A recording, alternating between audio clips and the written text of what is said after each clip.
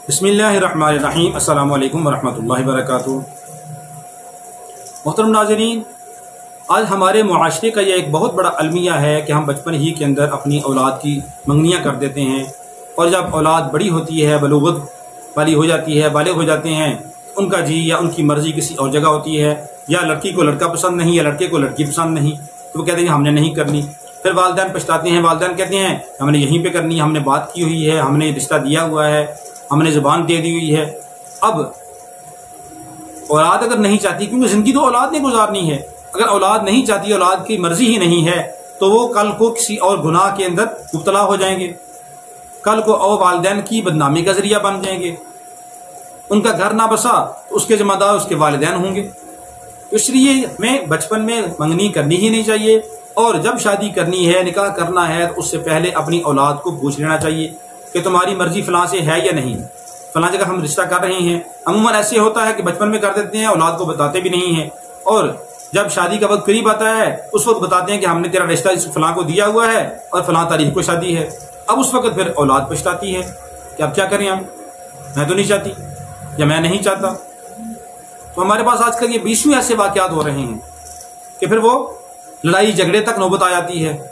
कितनी ऐसी लड़कियों के फोन आते हैं, मैसेज आते हैं कि 3 महीने हो गए शादी को लेकर, मुझे एक दिन भी स्कूल से नहीं गुजरा, यहाँ पे मैं यहाँ पे चाहती नहीं हूँ, तलाक लेना चाहती हूँ, ऐसा अमल बताएं कि मेरी जुदाई हो जाए, मैं यहाँ पे रहना ही नहीं चाहती, मेरा दिल ही नहीं है, मुझे लड़का ही पसंद नहीं है। ये कितने ऐसे लड़कों के फोन आते हैं कि मुझे ये रिश्ता पसंद ही नहीं है, मेरे दिल के अंदर इस लड़की की मोहब्बत ही नहीं है, मैं इसको चाहता ही नहीं हूँ, इसको देखना नहीं चाहता। जब शुरू ही के अंदर ये हालात पैदा हो जाएं तो आगे जाके क्या होगा। तो इसलिए वालिदैन को चाहिए कि औलाद की रजामंदी के बगैर उनके रिश्ते, उनकी शादियां ना करें, बल्कि उनसे पूछ कर रिश्ता करना चाहिए, क्योंकि जिंदगी उन्होंने गुजारनी है, ताकि वो किसी बदनामी, किसी गुनाह से भी बच जाएं। तो अगर वालिदैन ने जबरदस्ती किसी की मंगनी कर दी हो और औलाद ना चाहती हो, औलाद अपनी मंगनी तोड़ना चाहते हैं, तो वो सबसे पहले तो यही तरीका है कि अपने वालिदैन को खुद कहें, वालिदैन इनकार कर दें।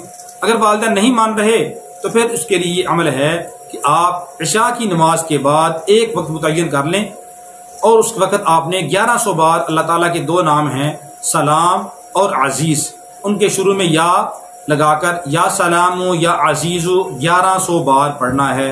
अवलो आखिर 11 बार दुरूद पाक पढ़ना है। लगातार 21 दिन अमल करें, और उसके बाद इस्तिखारा भी कर लें।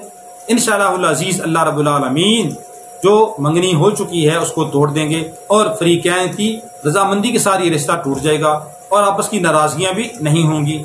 लेकिन इसके लिए शर्त है कि वो पहले मंगनी तोड़ने के, जो अगर मंगनी की थी, मंगनी के वक्त में कुछ आजकल हमारे रिवाज होता है, अंगूठी पहनाते हैं, खर्चा करते हैं आगे पीछे, अगर लड़के वालों ने लड़की वालों के घर में कुछ दिया हुआ है तो वापस करना भी जरूरी है, उसको रखना जायज नहीं है। अगर ना रखा तो फिर ये ठीक नहीं है। इसलिए अगर लड़के वालों ने कुछ लिया हुआ है लड़की वालों से तो वो भी उनको वापस करें, क्योंकि जब रिश्ता ही खत्म हो चुका है तो फिर उनकी चीजों को, जेवरात को या कपड़ों वगैरह को रखने का मकसद ही कोई नहीं है। लेकिन ये उस वक्त करें जब इंतहाई मजबूरी की हालत में हो, बगैर मजबूरी के ये अमल करना ठीक नहीं है।